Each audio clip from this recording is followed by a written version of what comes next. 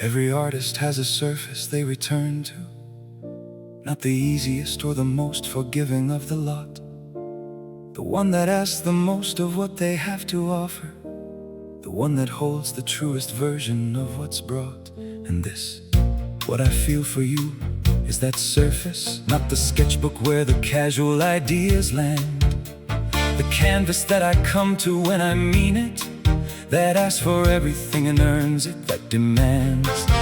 Not demanding like a burden or a cost, demanding like the thing worth doing properly, that doesn't let you off with the approximate, that holds the mark of everything you offer honestly. Not the finished piece hung still on any wall, the working canvas added to with every day. Each choice a brushstroke, deliberate or instinctive. Each season something the emerging work will say. The canvas of my devotion, not one gesture but the accumulation of them all. Not the single stroke that makes the painting recognizable, the 10,000 that answer every call. The canvas of my devotion, in the colors that the ordinary days provide, in the texture of the years of showing up completely, in everything that only time and closeness can decide. Still being painted, still becoming. The canvas of my devotion is the work I'm most committed to and most proud of. The best paintings aren't the ones done in a sitting, the ones that earned their depth across the lawn, where each layer added something to the previous, where patience is the reason that the whole is strong. And that's what this has been, the layered version, not complete from the beginning, not designed in full. Each year a glaze over what the year before left, each season something that made the image more full. And stepping back from it, from here, from now, I see something that the early strokes couldn't have shown, a depth that only comes from the consistent, from the devotion that kept returning to its own. Not the finished piece hung still on any wall, the working canvas added to with every day. Each choice a brushstroke, deliberate or instinctive. Each season something the emerging work will say. The canvas of my devotion, not one gesture but the accumulation of them all. Not the single stroke that makes the painting recognizable, the 10,000 that answer every call. The canvas of my devotion, in the colors that the ordinary days provide, in the texture of the years of showing up completely, in everything that only time and closeness can decide. Still being painted, still becoming. The canvas of my devotion is the work I'm most committed to and most proud of. Every painter knows the canvas that matters most, not the one that came out easiest or best received, the one they kept returning to across the years, the one they couldn't leave alone until they believed. This is that canvas, the one I can't stop working on, not because it's incomplete, but because it keeps on being worth the returning. The canvas of my devotion, not one gesture but the accumulation of them all. Not the single stroke that makes the painting recognizable, the 10,000 that answer every call. The canvas of my devotion, in the colors that the ordinary days provide, in the texture of the years of showing up completely, in everything that only time and closeness can decide. Still being painted, still becoming. The canvas of my devotion is the work I'm most committed to and most proud of.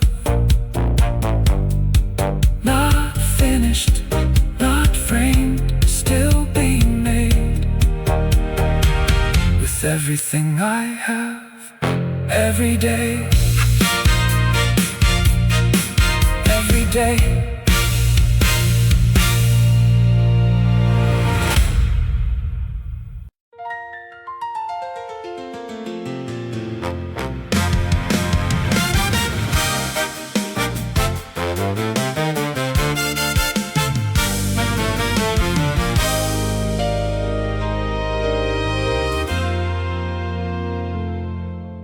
I thought about what makes a conversation worth keeping.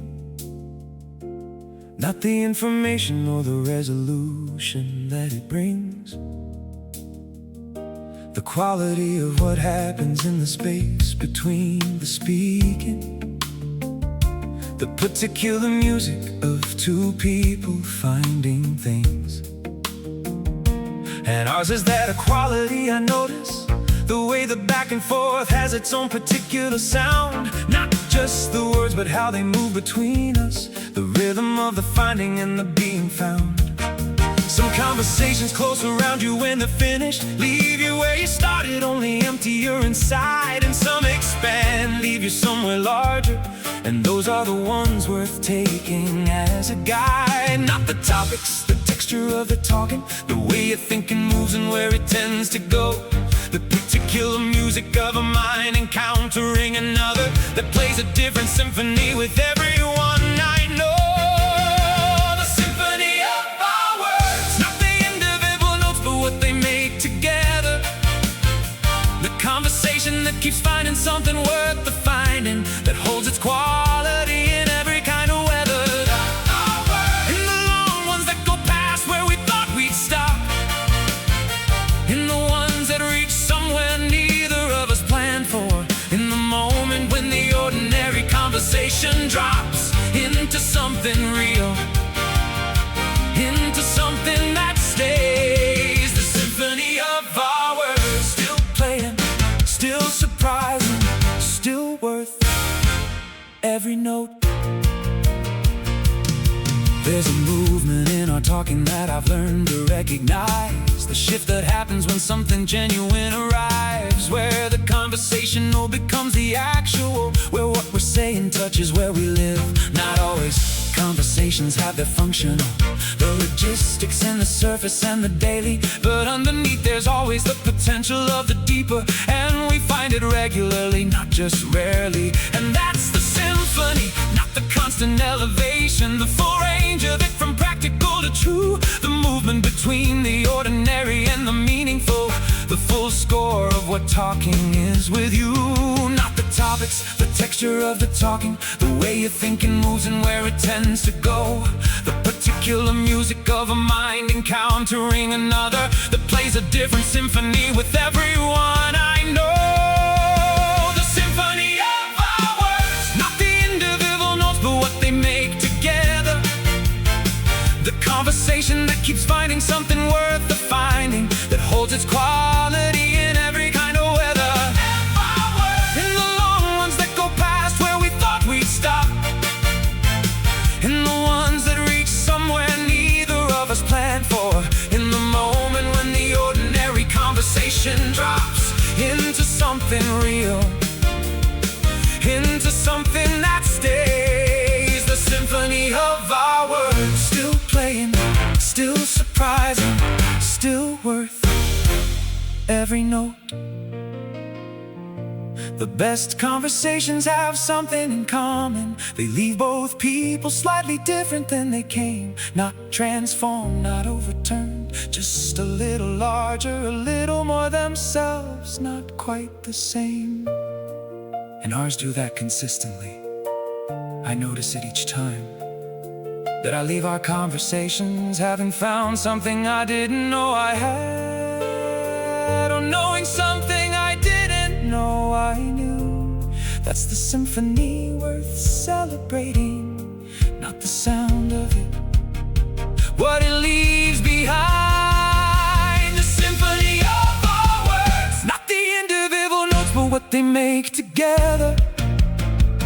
conversation that keeps finding something worth the finding, that holds its quality in every kind of weather. Simple words, in the long ones that go past where we thought we'd stop, in the ones that reach somewhere neither of us planned for, in the moment when the ordinary conversation drops into something real, into something that stays. The symphony of our words, still playing, still surprising, still worth every note. Not the sound, what the sound leaves behind, still finding, still surprising, still worth every word.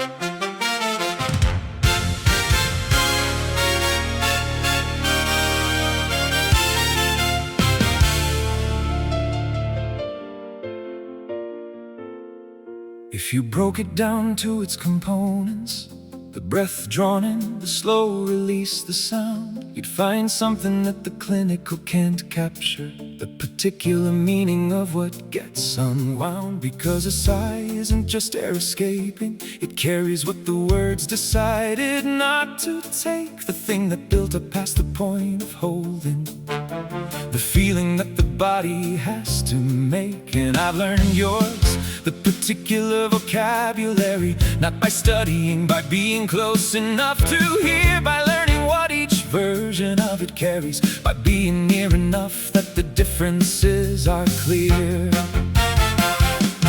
Not one sigh, a whole range of them, each one a different sentence in a language without words. The one of relief, the one of something settling, the one that means something finally occurred. The anatomy of a sigh, the breath, the sound, the particular release, the moment when the body says what the mouth hasn't, the involuntary grammar of the innermost crease.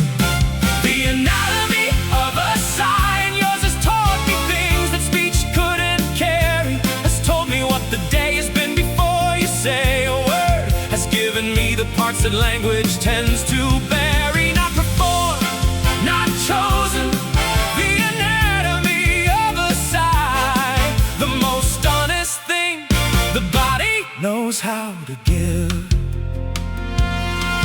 There's the one that comes at the end of something difficult, when the hard thing finally lets you put it down, a particular exhale with the quality of landing, of someone coming back to their own ground. And there's the one that comes with being comfortable, the almost not their sound of being at ease, that one I listen for especially, the sigh that means right here is where I want to be. And the one I find the most, the one I keep, is the quiet one that surfaces when you've let your guard completely go, when you've forgotten that there's anything to manage, and what's left is just the you that I most want to know. Not one sigh, a whole range of them, each one a different sentence in a language without words. The one of relief, the one of something settling, the one that means something finally occurred. The anatomy of a sigh, the breath, the sound, the particular release, the moment when the body says what the mouth hasn't, the involuntary grammar of the innermost crease. The anatomy of a sigh, and yours has taught me things that speech couldn't carry, has told me what the day has been before you say a word, has given me the parts that language tends to bury. Not performed, not chosen, the anatomy of a sigh, the most honest thing the body knows how to give. Anatomy implies dissection, taking the thing apart to understand, but some things resist the taking apart. They only mean what they mean when whole, when unplanned. And a sigh is like that. You can name the components, the inhale, the hold, the release, but the meaning lies between the parts, not in them. The meaning is the whole thing, happening at once, unbidden. and that's what makes it the truest thing I know of yours. The anatomy of a sigh, the breath, the sound, the particular release, the moment when the body says what the mouth hasn't, the involuntary grammar of the innermost crease. The anatomy of a sigh, and yours has taught me things that speech couldn't carry, has told me what the day has been before you say a word, has given me the parts that language tends to bury. Not performed, not chosen, the anatomy of a sigh, the most honest thing the body knows how to give. Not the word, not the chosen thing, the breath before the choosing, when the body simply tells the truth.